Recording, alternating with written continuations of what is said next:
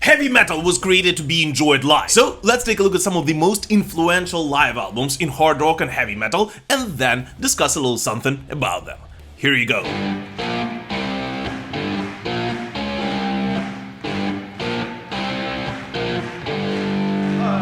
Released in December of 1972, Deep Purple's Made in Japan was the one that started it all. Originally, Deep Purple were rather unenthusiastic of recording a live album, particularly because at that point they did not believe it is possible to reproduce a rock concert experience on an LP. Yet since the Japanese branch of the label insisted on this, in part to offer something instead of the many bootlegs circulating around, Deep Purple agreed to it under one condition, including Martin Birch in its production. And we all know what kind of magic Martin could do when working with a rock band. Nobody gonna take my girl, I'm gonna keep her to the end. Well, some of you might say, wait, Deep Purple is not metal, and technically they would be correct. I just have two things to say. First of all, early Deep Purple was considered heavy metal, and some parts on this album are so heavy that they can put all those young bands to shame. Shame! And secondly, well, let's be honest here, without this one, most likely none of the other live albums on this list would have ever existed.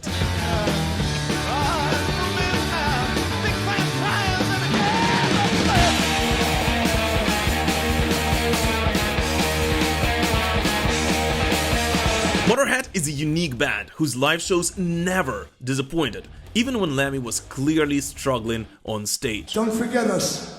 Our name is Motorhead. We play rock and roll. And while you can play pretty much any Motorhead live concert and headbang from the start until the end, yet there is something special in that classic live album that we all know as No Sleep Till Hammersmith, which captured the raw energy and madness of the early Motorhead and proved that you don't always have to have a huge production to make your show extraordinary. Don't sweat it, get it back to you. Look out!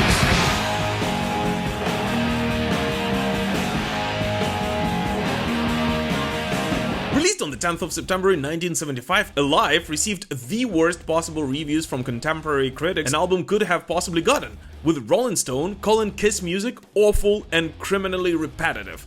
And thus, I guess it's kind of ironic that it is the Rolling Stone magazine which would list Alive among the greatest albums of all time almost 30 years later. By the way, just to make it clear, I'm going through all these records in no particular order of greatness or anything like that.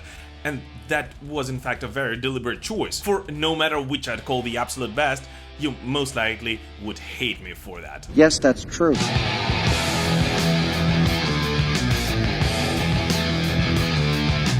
Possibly the first live album by a truly heavy metal band, and definitely one of the most influential ones in the history of the genre. Released on September 17, 1979, Unleashed in the East did not only skyrocket Judas Priest's career, but also helped bringing heavy metal to the masses, placing the genre on the media radars around the world. And in addition to that, it was able to reintroduce the band's earlier songs with a much superior sound and production, making fans revisit the band's older material.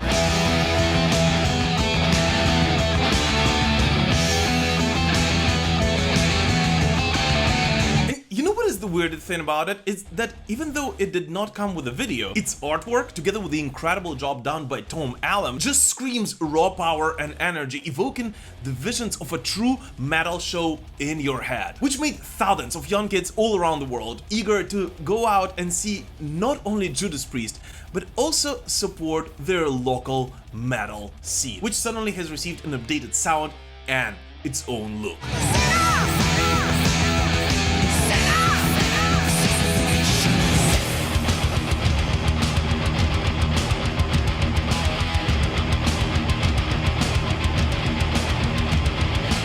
Decade of Aggression is possibly one of the most polarizing live albums in metal. You either love it or hate it, yet one thing is clear. It showcases Slayer and thrash metal overall in its most pure and aggressive form. And here's the weirdest thing, although I am not a fan of Slayer and never have been, I still consider this album to be one of the quintessential thrash metal live records, crucial in keeping the genre alive. The hour of reprisal, your time slips away.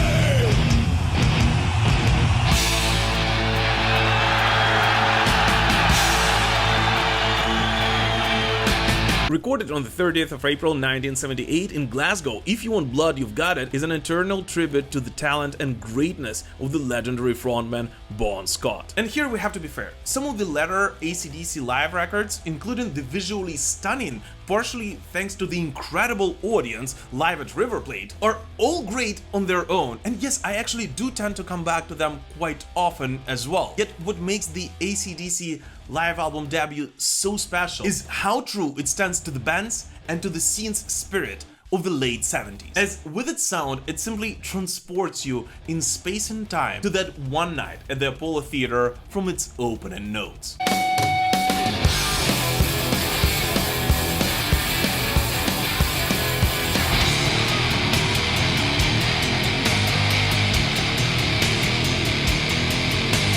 In a way, Pantera's first and only live album played the same role for the 90s as the previous one on this list did 20 years before that. Official Live 101 Proof captured the wild explosiveness of a Pantera gig back in the 90s as they were carrying the heavy metal torch high and proud through the worst decade of our favorite genre, becoming a true inspiration for the new generation of musicians. Everybody, that's right. Why you say?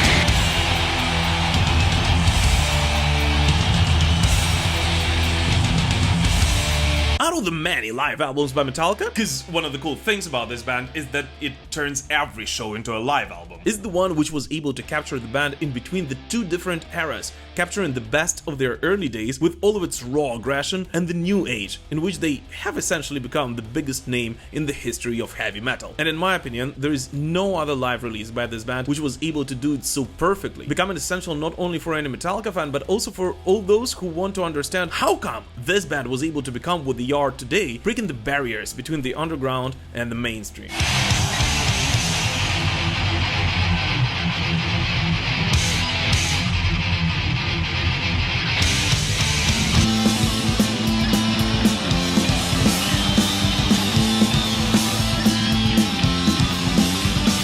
In 1984, Iron Maiden embarked on a massive world tour like no other before or after. By then, Iron Maiden shows were already known for their larger-than-life production and insane experience, which Martin Birch, who is a no newcomer to this list, was able to perfectly capture on the band's first live album.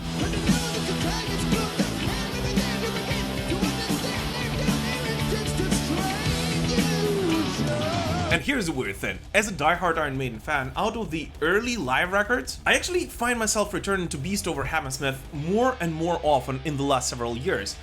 Yet, it is undeniably Live After Death, which has become a gateway to the world of metal for many, just like Unleashed in the East was 6 years before that, and showed young fans what a heavy metal show can actually sound and look like.